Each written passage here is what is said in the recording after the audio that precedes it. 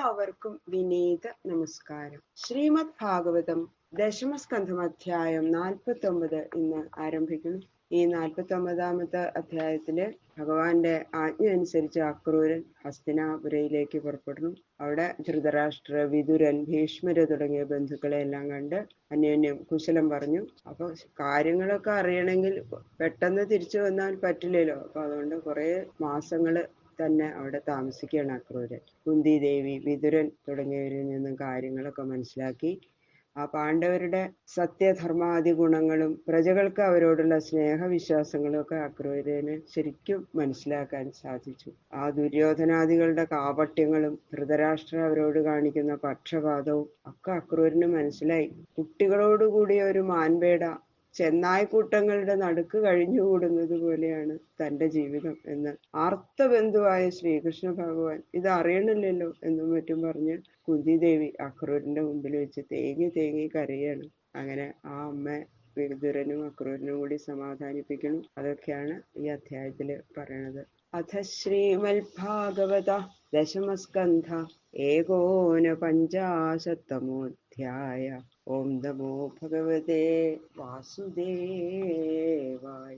കൃഷ്ണായ വാസുദേവായ ഹരയേ പരമാത്മനെ പ്രണതക്ലേശനാശായ ഗോവിന്ദായ നമോ നമഃ. പങ്കജനാഭായ നമഃ പങ്കജമാലിനെ നമഃ പങ്കജനേത്രായ നമസ്തേ പങ്കജാംഘ്രേ.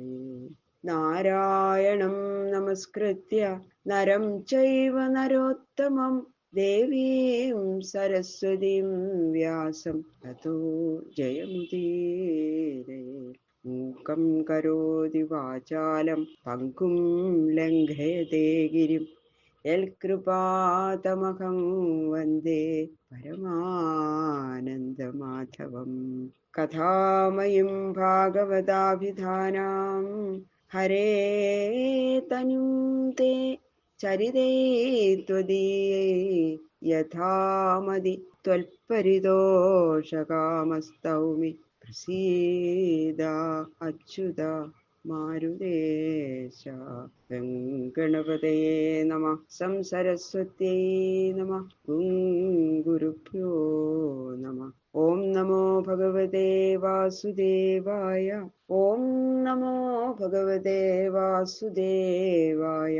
ഓം നമോ ഭഗവതേ വാസുദേവായ. ശ്രീശുക ഉവാച. സ ഗത്വാ ഹസ്തിനപുരം പൗരവേന്ദ്രയശോങ്കിതം ദദർശ തത്രാംബികേയം സഭീഷ്മം വിദുരം വൃഥാം. സഹ പുത്രം ച ബാഹ്ലീകം ഭാരദ്വാജം സ ഗൗതമം കർണം സുയോധനം ദ്രൗണിം പാണ്ഡവാൻ സുഹൃതോപരാൻ. ശുഖബ്രഹ്മർഷി പറയാണ്, പാണ്ഡവന്മാരുടെ ആ വൃത്താന്തം അറിയാനായിട്ട് അക്രൂരൻ ശ്രീകൃഷ്ണനോട് പറഞ്ഞറിയിച്ചു. അങ്ങനെ അക്രൂരൻ അവിടെ എത്തുന്നു. ഹസ്തിനാപുരിയിൽ പ്രവേശിച്ചു. പൂരുവിന്റെ വംശത്തിൽ ജനിച്ച മഹാരാജാക്കന്മാര് പലരും ഇവിടെയാണ് താമസിച്ചിരുന്നത്. അവര് പണിയിപ്പിച്ച ആ ബ്രാഹ്മണാലയങ്ങള്, ക്ഷേത്രങ്ങള് മുതലായിട്ടുള്ള വലിയ വലിയ എടുപ്പുകൾ കൊണ്ട് അവയിൽ എഴുതിയിരിക്കുന്ന രേഖകൾ കൊണ്ടും കാണുന്നവർക്കൊക്കെ പറയാതെ തന്നെ മനസ്സിലാവും. അക്രൂരൻ അവിടെ ചെന്ന ദിവസം ഭീഷ്മരും ധൃതരാഷ്ട്രന്റെ സമീപത്തുണ്ടായിരുന്നു. അതുകൊണ്ട് രണ്ടുപേരെയും ഒരുമിച്ച് കണ്ടു. പിന്നെ വിതുരൻ, കുന്തി, ബാഹ്ലീകൻ, അദ്ദേഹത്തിന്റെ പുത്രനായ സോമദത്തൻ, ദ്രോണര്, കൃപര്, കർണൻ, സുയോധനൻ, അശ്വത്ഥമാവ്, പാണ്ഡവന്മാര്, മറ്റുള്ള ബന്ധുക്കള്, സ്നേഹിതന്മാര് ഇവരെല്ലാം കണ്ടു. യഥാവതുപസംഗമ്യ ബന്ധുഭിർഗാന്ധിനീ സുത സംപൃഷ്ടസ്ഥൈ സുഹൃത്വാർത്താം സ്വയം ചാപൃച്ഛദവ്യയം. അക്രൂരൻ വന്ന വിവരം അറിഞ്ഞപ്പോ ബന്ധുക്കളെല്ലാം ഓടി, എല്ലാവരും കൂടി ഒന്നിച്ചങ്ങോട്ട് കൂടി. പിന്നെ അവരുടെ കൂട്ടത്തില് അക്രൂരനും. ബന്ധുക്കളായ യാദവന്മാരുടെ കുശലം അക്രൂരനോട് ഹസ്തിനാപുരി നിവാസികളും ഒക്കെ പറഞ്ഞു. എന്താ കാര്യങ്ങളൊക്കെ പറയണ ഹസ്തിനാപുര നിവാസികളെ അക്രൂരനോട്. അക്രൂരൻ അവരോട് അവരുടെ സൗഖ്യ വിവരവും അന്യോന്യം ചോദിച്ച് അറിഞ്ഞു.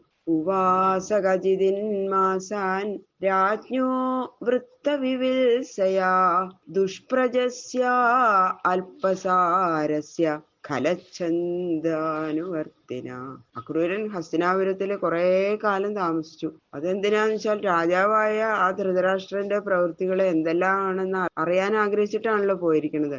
അത് കുറച്ചു ദിവസം താമസിച്ചുകൊണ്ട് അറിയാൻ സാധിക്കില്ല എന്നുള്ള ബോധം അക്രൂരന് ഉണ്ടായി. രാജാവിന്റെ പുത്രന്മാരായ ദുര്യോധനൻ മുതലായവര് അവര് സ്വതേ ലോഭികളാണ്, പരദ്രോഹികളുമാണ്. അപ്പൊ ഇത് മനസ്സിലാക്കി പ്രവർത്തിക്കാനുള്ള ബുദ്ധിവിശേഷം ആ ധൃതരാഷ്ട്രക്ക് രാജാവിന് ഇല്ലാണ്. കൂടെ ചേർന്നിരിക്കുന്ന ആ ദുർജനങ്ങൾ പറയുന്ന അഭിപ്രായം മാത്രമേ ആ ധൃതരാഷ്ട്രം സ്വീകരിക്കുള്ളൂ.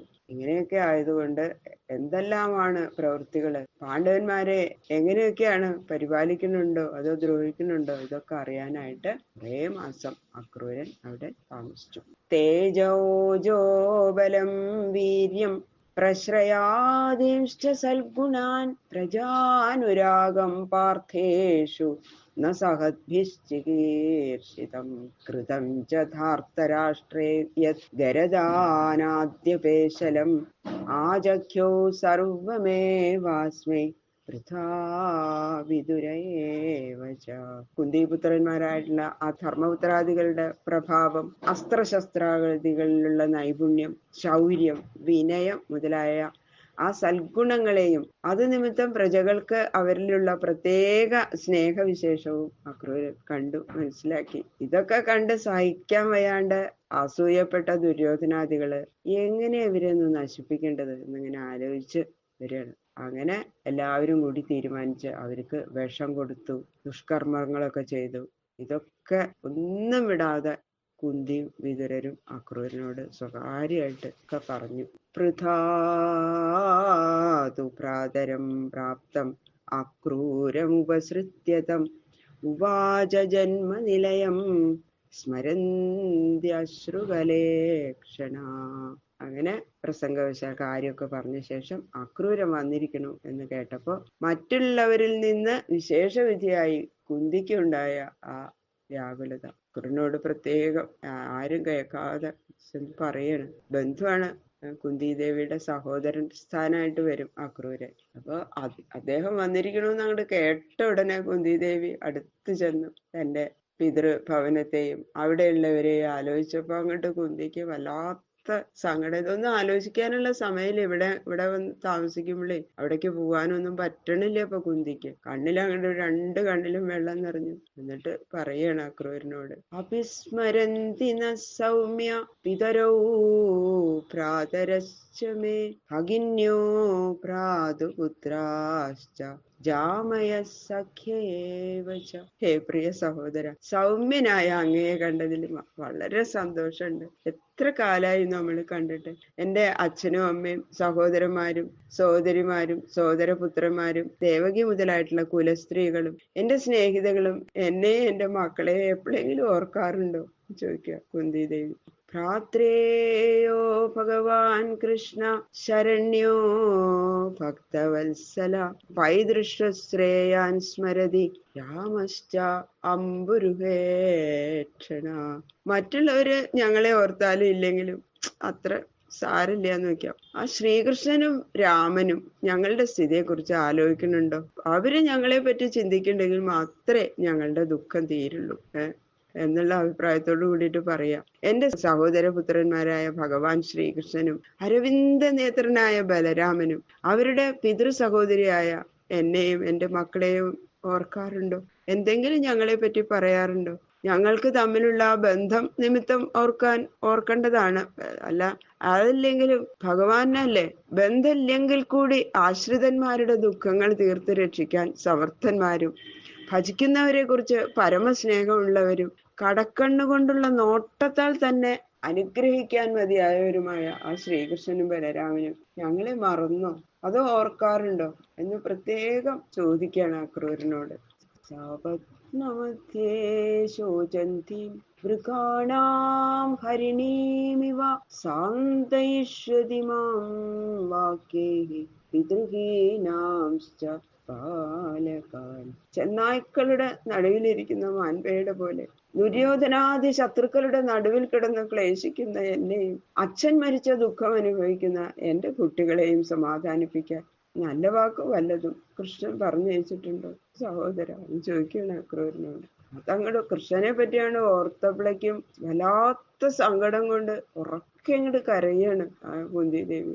കൃഷ്ണ കൃഷ്ണ മഹായോഗിൻ വിശ്വാത്മൻ വിശ്വഭാവന പ്രപന്നാം പാഹി ഗോവിന്ദ ശിശുഭിശ്ചാവസീദതി.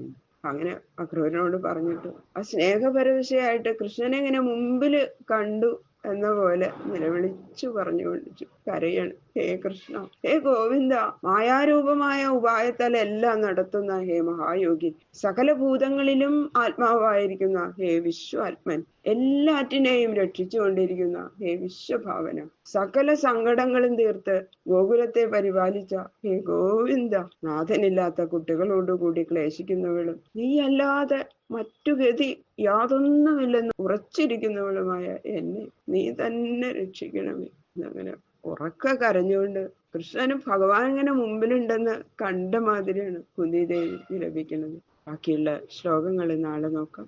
സർവത്ര ഗോവിന്ദനാമ സങ്കീർത്തനം ഗോവിന്ദ ഗോവിന്ദ.